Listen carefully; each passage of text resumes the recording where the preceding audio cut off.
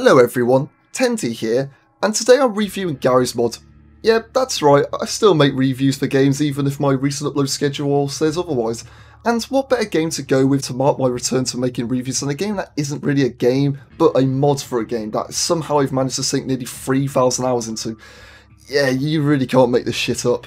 So, going into this you might be thinking, well Tendy, I mean, you must love this game then, right? I mean, why would you spend nearly 3,000 hours in one game if you didn't like it? And to answer that, yeah and no. Garry's mod initially released on the 24th of December 2004 as a mod for Half-Life 2, which only released a month prior on the 16th of November, but it wasn't until the 29th of November 2006 when the game would get released standalone on Steam, but only on Windows, as the Mac OS X and Linux versions released years later. And, well, how do you explain what Garry's mod is?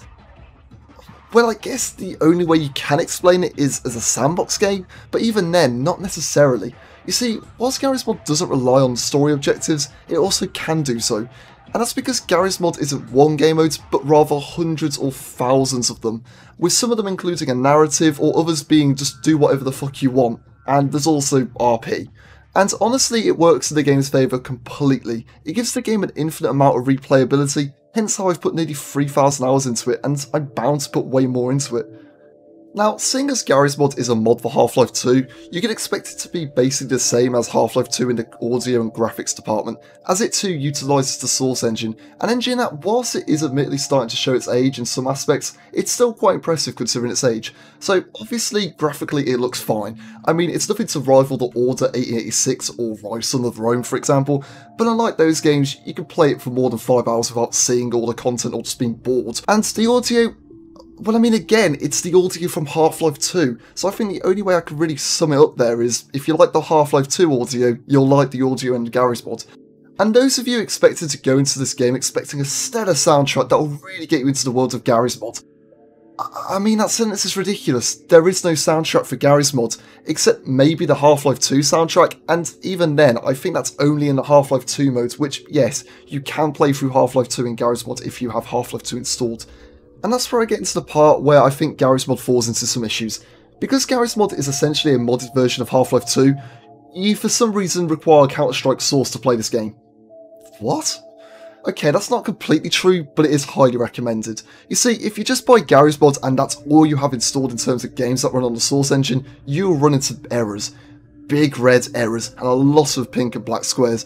And that's because Garry's mod doesn't give you all the essential textures in the base game, and whilst this isn't completely the fault of the game itself, more so the community using textures from games such as Counter-Strike Source and Team Fortress 2, it does lead to the common complaint of, OMG, why are the textures non-existent? So what do I recommend you buy before this? Well, the Half-Life 2 games, Counter-Strike Source, and even Left 4 Dead. Don't worry too much about Team Fortress 2, because it is free to download. It is just annoying that the game doesn't include these textures still, but I guess it is a mod which can give it limitations. You could also get the textures themselves some other way, but I mean, the games I mentioned are great enough to buy standalone anyway, you just get the textures alongside them. What's the gameplay in Garry's mod like though?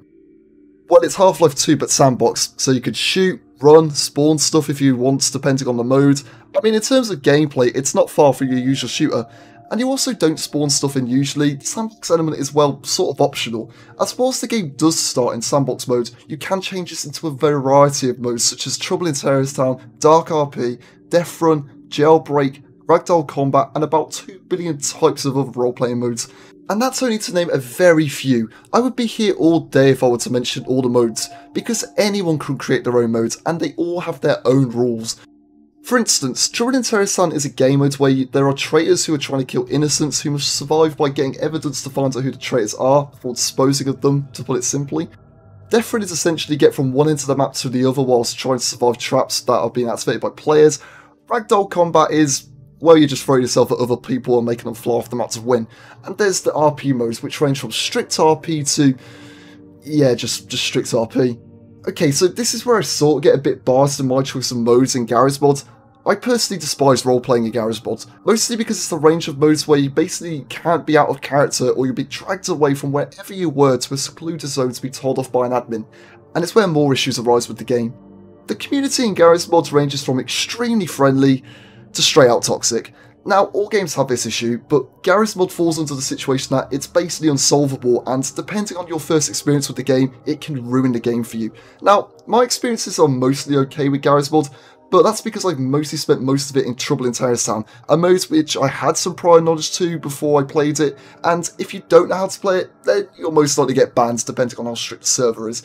This doesn't always happen, as some servers will help you understand the mode that you're on, but again, this is a mixed bag if it happens. This isn't really an issue in Deathrun or Ragdoll Combat, mostly because it's a self-explanatory mode there, and you sort of have to try and break the modes. But role-playing modes? It's no man's land out there, really. If you fuck up, possibly by acting a way that your role wasn't supposed to, or accidentally killing someone somehow, then you could get warned or just be straight out banned.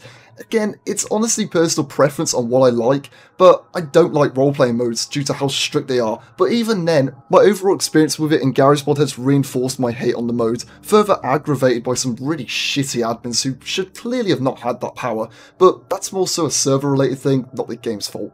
But saying all that, when you do find the game modes and community you like a lot, you'll soon find yourself rinsing a fuck ton of hours into the game. It's a game that once you find its bright spot for you, you could just sink hundreds or thousands of hours into. It's extremely addictive, and along the way you could also meet some people that you'll become really good friends with, that you could just chat with for a while. It's really where Garry's Mod shines bright, and it probably always will, though getting to that point can prove to be a pain in the ass depending on your experience. Overall though, what do I think about Garry's Mod? Well, really it's sort of impossible for me to give Garry's Mod a score. It's not a game in the traditional sense, it's a mod at the end of the day, just one you can sink thousands of hours into.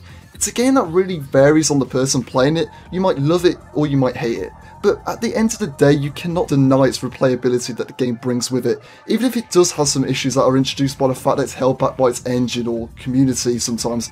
Really, it's a struggle to score Garry's Mod, but if I were to personally give it a score, I'd say it's a 7 out of 10, and that's because my experiences with the game have ranged from brilliant to terrible, though luckily the terrible times were rare, and also the fact that you had to get the textures from other games doesn't make Garry's Mod very accessible either, which does bar it away from the higher rating. But again, it really could be lower or higher depending on your experience. This is just a review that sums up my experience with it.